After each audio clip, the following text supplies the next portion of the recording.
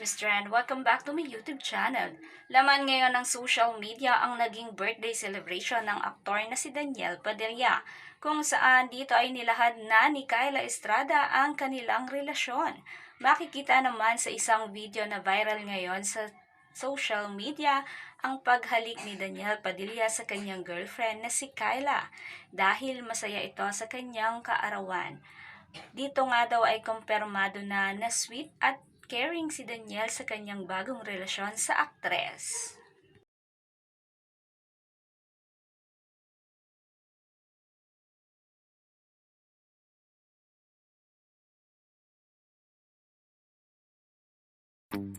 Samantala, inaabangan naman ng kanilang mga avid fans ang pag-anunsyo di umano ng kasalan nila next year.